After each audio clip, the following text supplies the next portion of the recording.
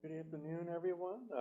Thank you for coming today to the East End Library for our Author Talk series.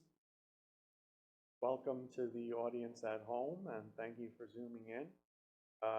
Today we have Brahna Yassky, who has just published her book, Slow Dancing Fire, and about the author, Brahna Yassky came to the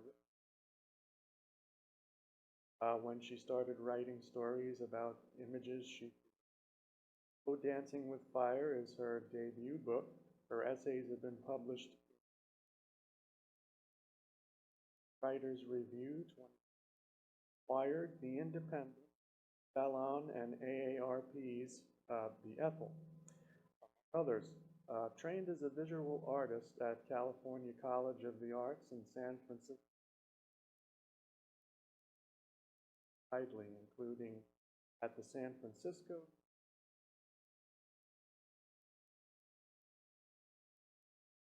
the Bali Purnati Center,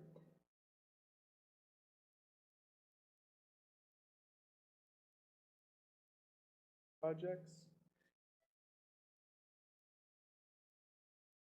and in spring.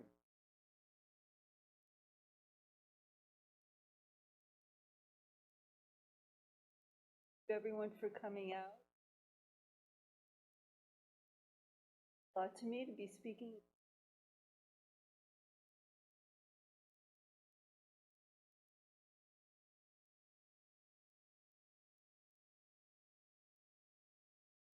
Thanks to Dennis Pabizak and Steve Spataro for making this possible. Dive right in. So what this book is premised on.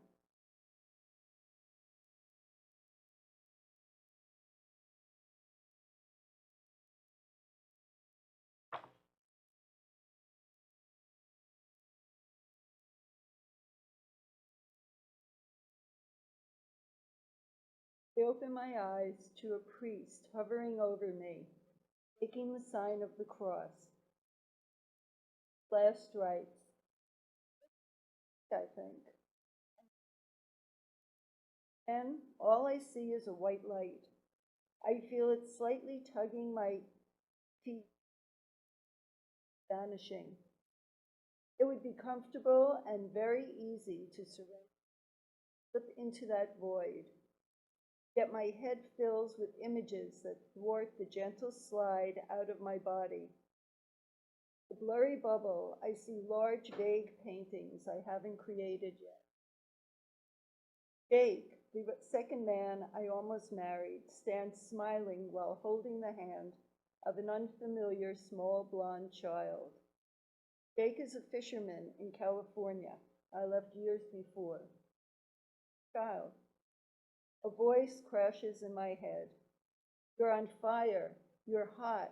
You're unstoppable, blazing forward, a force no one can touch. I incorporate the power that could destroy me. I decide to fight for my life, focusing on a glowing glimpse of a future. The flash of an overly bright light sears through the darkness behind my closed eyelids. I strain to open my eyes and see a man in a white coat with a surgical mask over his nose and mouth, pulls down the sheet with one, exposing my charred body. I feel the air brush my skin like an attack of jellyfish. I hear the continual click of the camera and see him snapping pictures of my torso, leg, arm, and neck.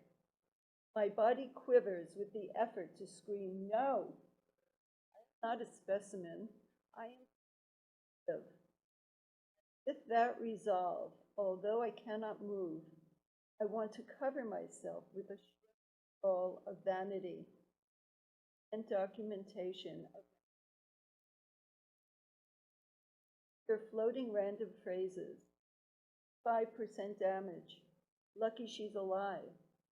Arm burned beyond repair. amputate. Her mother says she's a painter. 30, won't have the will to live without her arm. Is my that damaged? I think, dizzy with panic. I can sew it on. I open my eyes and see a woman in her early 40s, a decade older than me, in a white coat with blonde hair, a gentle smile on her beautiful yet serious face. She stares at my eyes, making sure I register what she is telling me. Dr. Hare, I will save your arm, she said. Wait, I will float and not drown. So, as you might have guessed, this is a memoir of resilience, Slow Dancing with Fire, about internalizing the force that could destroy you and making you stronger, guiding you. About finding the fire inside yourself. In my case, I built a new life in finding art, love, and swimming. Before the fire, I was an artist in Tribeca, and my whole life was about art. I made art, I breathed art, I looked at art. All my friends were artists. All my boyfriends were artists. Everything I did involved art. So after I wound up in the burn unit, and Dr. Hare said she could save my arm. Naturally, this is what I thought.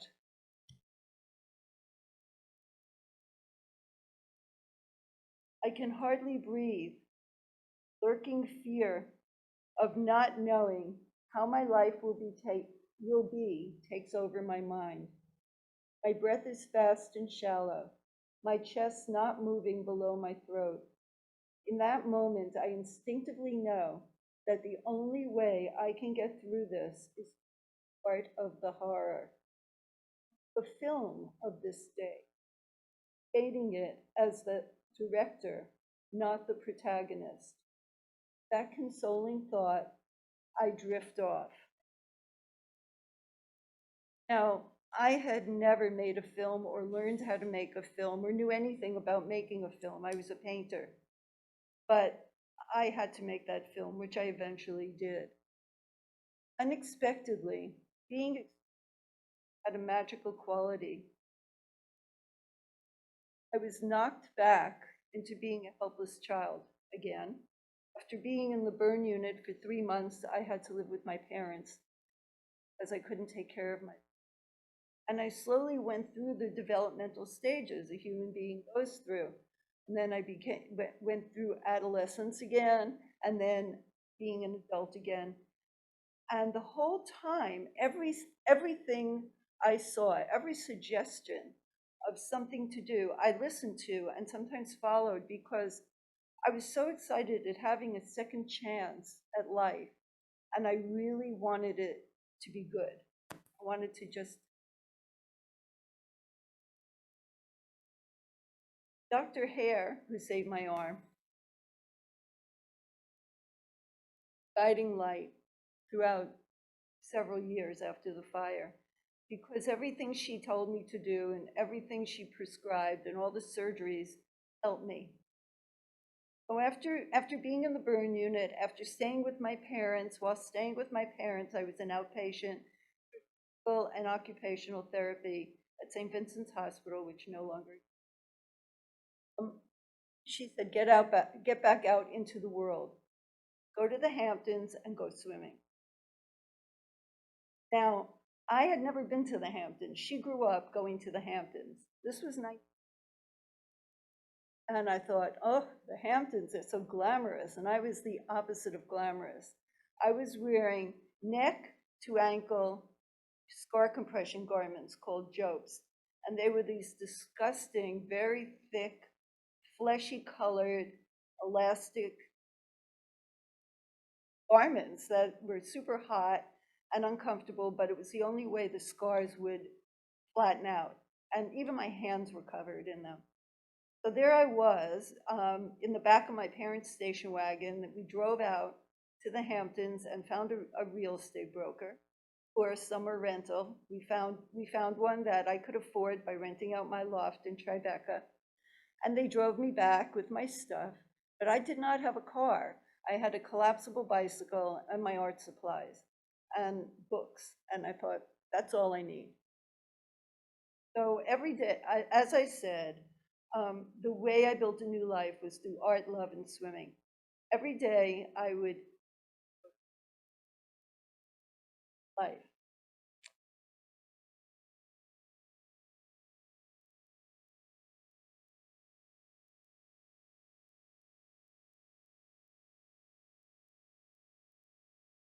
At 4:30,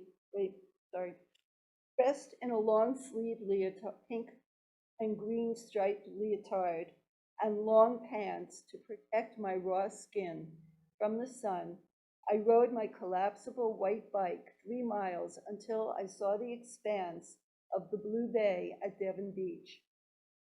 At 4:30, the sun was still high but more muted, not the blinding light of midday, a winding down light, mellow, mature, steady, not having to blast its presence, an embracing light, not a scorching one.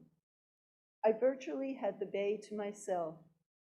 Submerged in the water, I licked the salt off my upper lip. Breath took in the sight of the shore, establishing a sense of security. Only in the water did I feel whole. I had to swim to feel good and had to swim long enough to get lost in the sheer pleasure of moving. My mind no longer clung to negative thoughts. It occasionally turned to concocting opportunities in my life that seemed logical while buoyant, much more complicated when I dried off. My body spiraled, flipping over and doing the backstroke, watching the sky. As I swam, the water seeped into my lungs, wrapped around my arms. It was a challenge to keep moving, but one I enjoyed and was determined.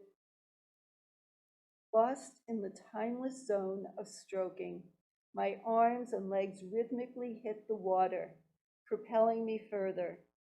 I alternated between the crawl and the side stroke, for most people a relaxing movement. Forward thrust of my right arm targeted the contracting scar bands.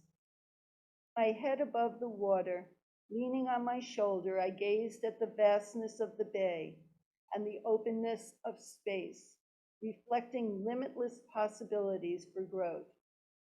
I felt my constrictive scars loosening, my body lengthening, strengthening, elongating, emerging from the wounds, evolving into something else.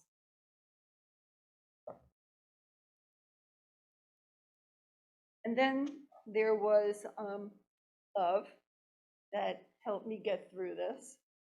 And in my book, I have flashbacks to lovers I had before the fire. And after the fire, my family, my brother, and my parents were incredibly supportive. Love was totally unconditional. So it prepared me to get back into my life. Yet I felt that no man would ever find me attractive again. However, that same summer I became a swimmer. I met the prince in polyester at the Laundry, which restaurant in East Hampton. I gave him my number instead of explaining to him why I wouldn't go out with him. And I also kind of didn't want to go out with him even if I hadn't been burned. But he called, and I kept refusing until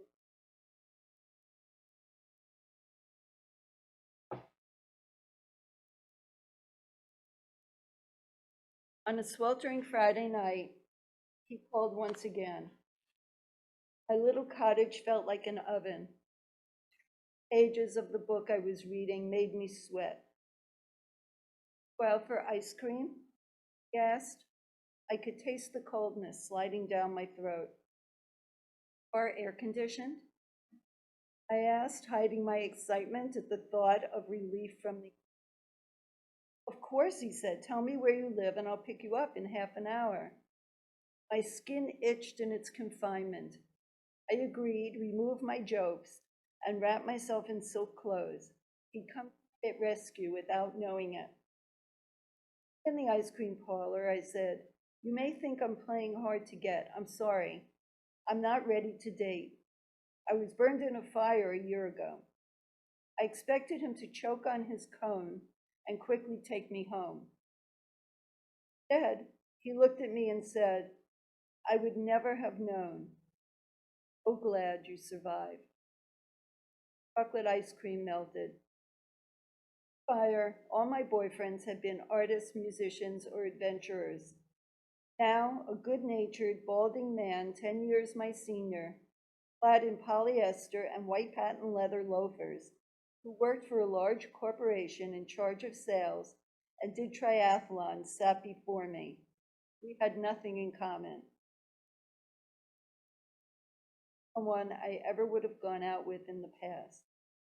Yet his response to me, filling my secret, made everything else about him unimportant. Conjured up the safety and being taken care of, I felt, while recuperating in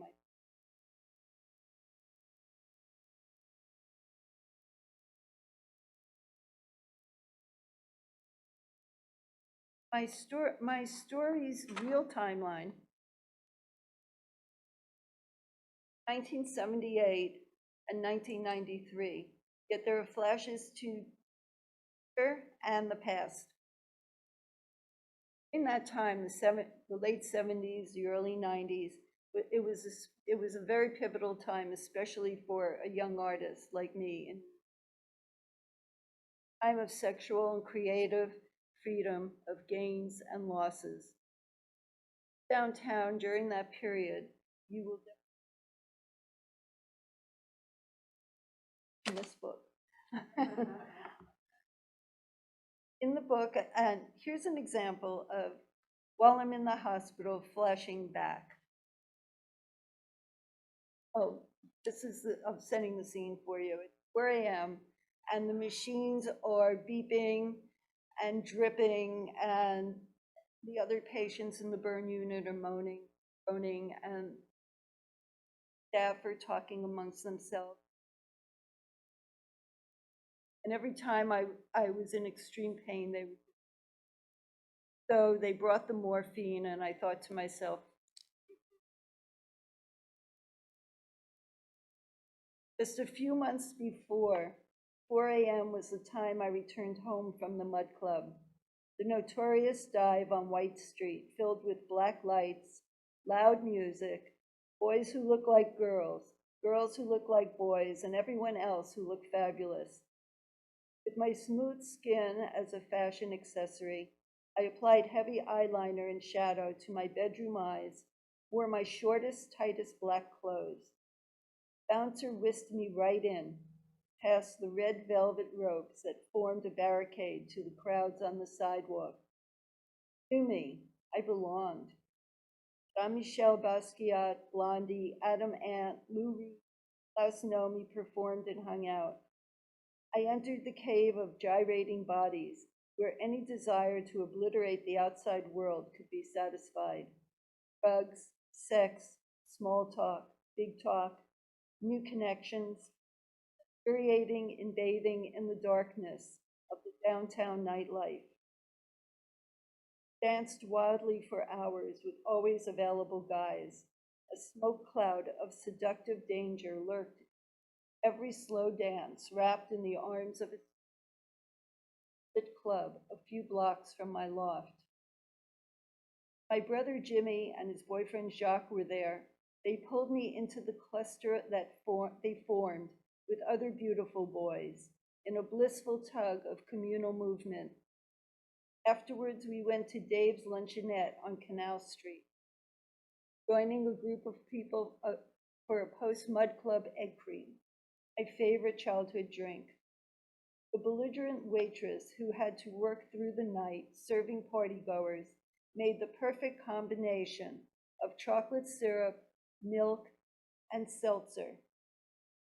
Serve the glasses by sliding them down the counter, not wanting to get too close to the customer. I never saw my favorite dance partner, Bobby, at Dave's or anywhere outside the dark club. Looked like a throwback to the 50s and moved like Elvis. Jet black hair into his towering stiff duckbill, wore pointy black shoes, tight black pants, black sports jacket with sequin music. Rushing down Lisbonard Street one day toward the back entrance of Pearl Paint, thinking about the colors I needed to paint my canvas, a figure weaving down the street interrupted my motion. I looked at his face. "Hey, Bobby," I said, somewhat taken aback. He gave me a flaccid hug. His clothes felt stiff with dried sweat. "How you doing?" he said, smiling, exposing his jagged tobacco-stained teeth. Third eyeliner accentuated his vacant eyes. I noticed his acne-scarred, sickly pale skin for the first time. That daylight glimpse of the nightlife made me whoop. I rushed into the art store and headed for the second floor, wandering through the aisles of art supplies that contained the raw materials of my life. Then cans of oils lined up according to brands. Colors, I selected the ones I wanted, put them into my red plastic shopping basket, and hurried back to my studio.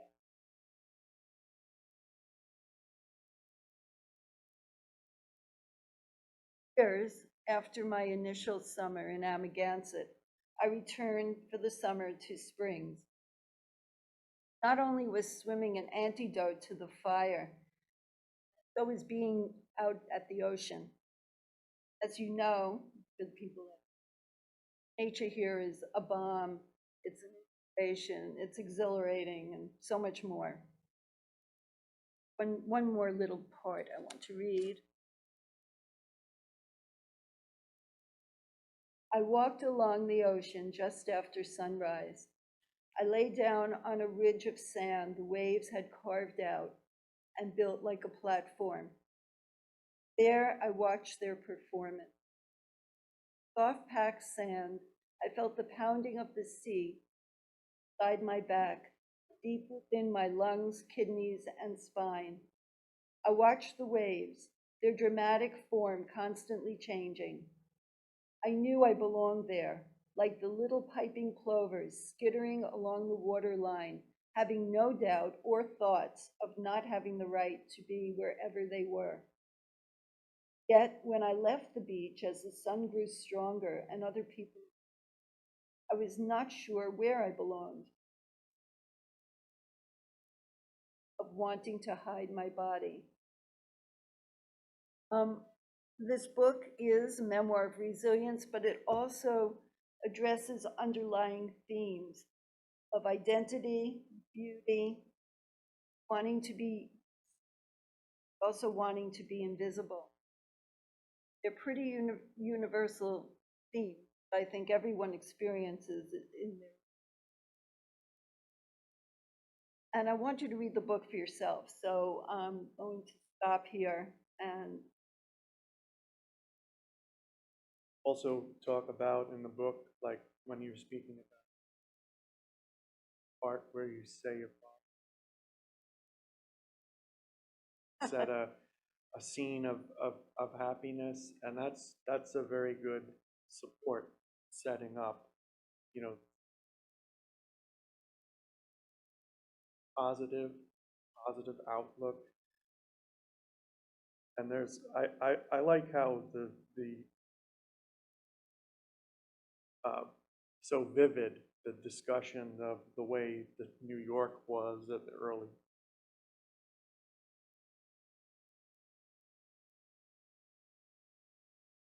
affected in there. I'd like to ask if anybody in our studio or in the audience tonight has questions.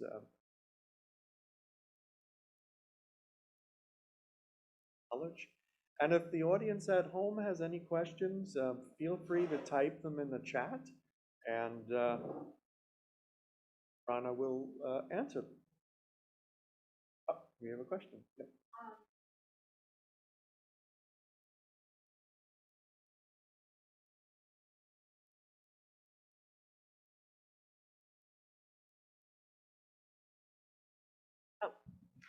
The strength that must have taken for you to make that choice is just so remarkable and inspiring. So to write this memoir, you really had to go back and relive that time. Were there any new things that you discovered about yourself that you hadn't previously thought about? That's a good question. What I did was I have always kept journals like my whole life, and I had a lot of journals from the, not like every single day, but it was sort of like I was doing, that was my research, was my journals.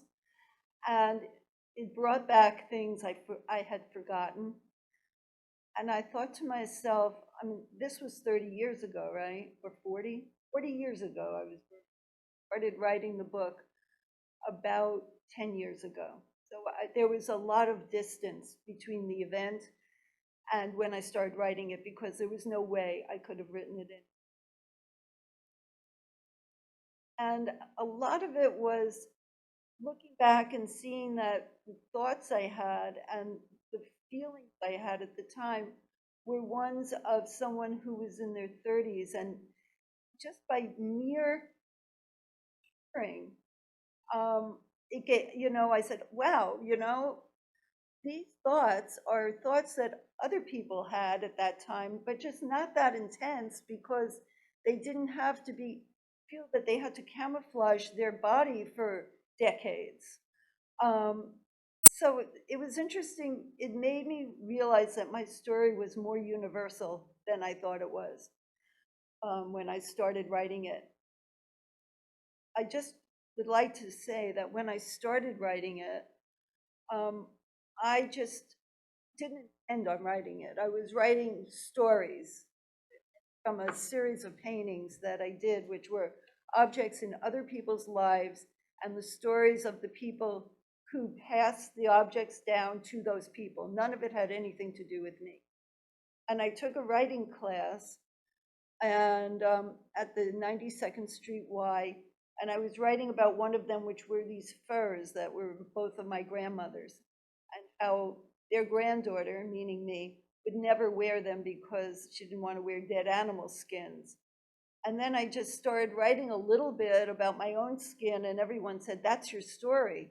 And it took me, I started writing in the third person. So it was a very, very long process of finding, first of all, becoming a writer and finding my story that was not just mine. In specifics, it's mine, but I don't think it's just my story. That answer your question? Thank you. You have a question from the audience at home?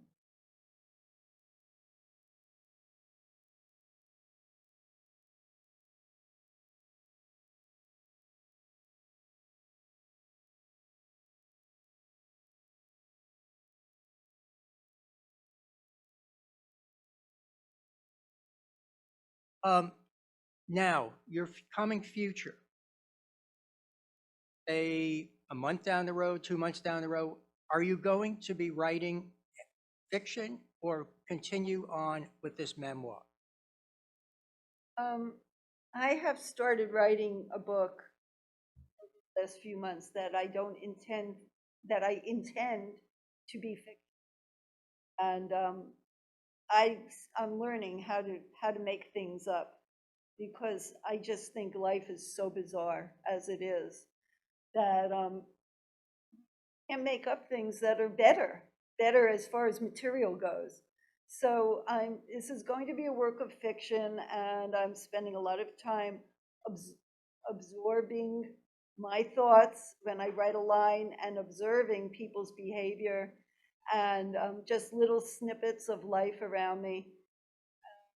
I'm so excited to have this fifth career now. I love writing, and I still love to paint. I just don't have enough space to paint the kind of paintings I want to paint at the moment.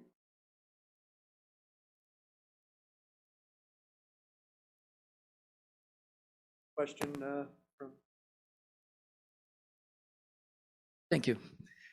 Thank you for sharing your story with us, Brahna. And does your artwork today reflect what happened to you back then, 40 years ago? Because I see the colors, it's so alive and reminds me of of life. No, not only the cover, but your artwork, a number of them that I've seen. We have like a selection of things that I think like with very vivid colors and reminds me of. Have you been to my website? Is that Yeah. what you're saying? Yeah. Well, that's the whole point, actually. I'm very glad you asked me that, because when I started being able to paint again, I talk about this in the book, but just like to sum it up, I had studied scenic design. I wanted to join the union in case my career didn't take off and I became an art star and never had to worry about money again. So I was studying, I had been studying scenic painting when I got burned and was preparing for the union exam, master at marbleizing. And so I started like to make my arm move more. I started throwing paint at canvases like Jackson Pollock style, and it became marble. I mean, really very, very true marble. And then I would make Trump Lloyd doors and windows in the marble and do figurative paintings that had to do with a seminal moment in the figures' lives that had nothing to do with fire. But it was capturing, that was as close as I could get to my experience of like, in one minute you're here and the next minute your whole life has changed. And you never know in the before moment what's going to happen in the next moment. And that's what I was painting, where these people, there was a guy with his hand in his pocket, and it could be anything in his pocket. It was very interesting. Asked people what they thought was in his pocket, the things they came up with. And there was a woman standing in front of him, kind of holding her arms out, protecting a man behind her. And clearly something was going to happen. And there were a bunch of those paintings that took a long time. They were very big, well, big, 6 by 5 feet, 6 by 6. But they weren't about the fire per se. And I could never really paint about the fire because, first of all, I love nature and I use it as an inspiration, but I don't feel that you can replicate nature. And I don't feel I could replicate flames. This is as close as it came, and my publisher came up with a cover I didn't like, and I sent her photographs of flames and she just overlaid it. This is as close as I've done anything that has to do with flames. So I really, that image I had in my mind, like I have to make art of this terrible experience in order to get past it. I made the film, and that was of the day I was burned, and I had an actress and I had special effects show her on fire. And I loved making this film, 7-minute film, and it took me. But I kept thinking, I'm going to be over this. I'm going to be over the trauma. And I wasn't over the trauma. And that's when I knew I needed to write. So my painting really about being on fire. This is it. And it worked.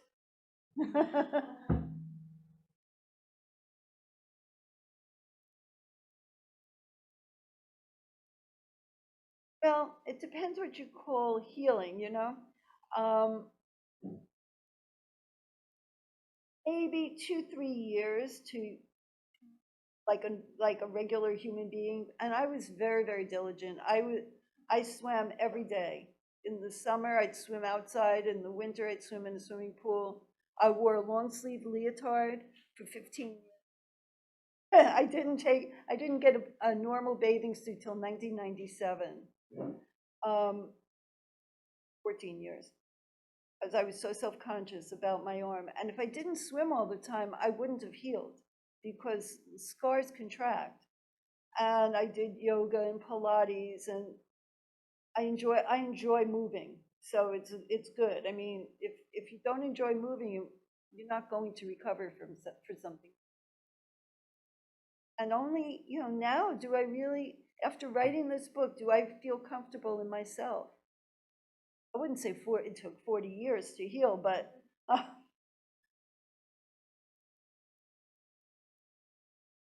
Well, definitely having the swimming and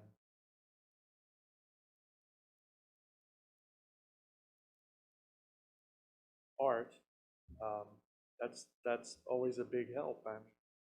I know people that experience trauma and find some help them out to get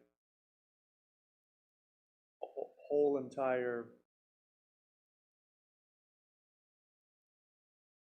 well, that's so interesting you said that, Steve, because um, after I could paint again, and after I was living on my own again, my focus was really different. I never stopped doing art, even before I could paint.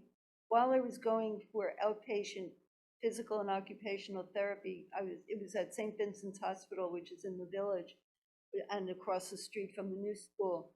And I just couldn't stand my whole life being about getting better, getting better, getting better, fixing myself. So I went to the new school after like 6 hours of outpatient therapy and got a certificate in art therapy.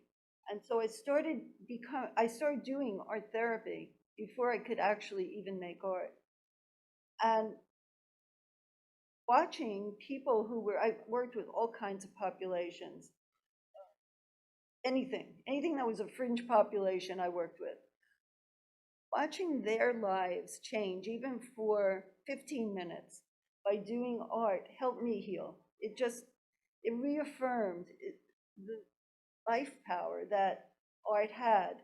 So that was like one thing that changed in my life. And I did collaborations, and I joined a artist, activist, feminist group, and hid behind a mask for 14 years, bringing to forefront the injustices of the art world, the inequalities for women and artists of color. And I made I did a lot of things that involved other people, not just myself. That really helped. Question. Have you written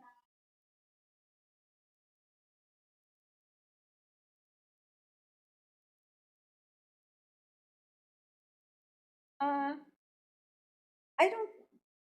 I wouldn't do that.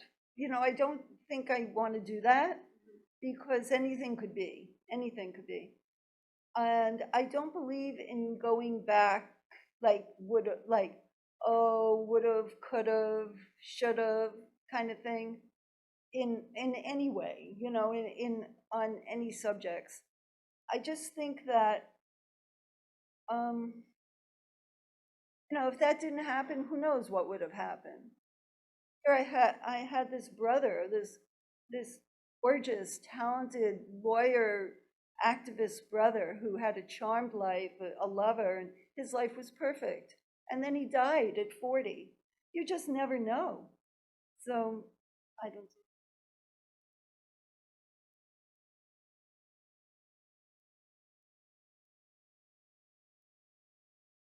Have any other questions or?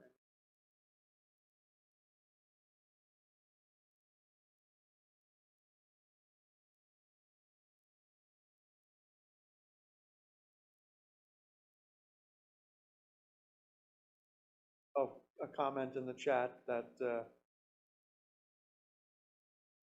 Oprah, guest for Oprah. That's, I wish. well, I'd like to thank Brahna for this talk and for sharing story with us. And I'd like to thank everybody for at the East Hampton Library today at this talk and individuals And for the audience that's here today, there are copies of Slow Dance Fire for sale at the back table, and they can also be signed. And once again, I'd like to thank you. And Oh, and if you buy it, today only, because I only have 12 of these, you can get this postcard of my early work, which started me on the writing path, and use it as. thank you very much. Thank you, everybody, very much.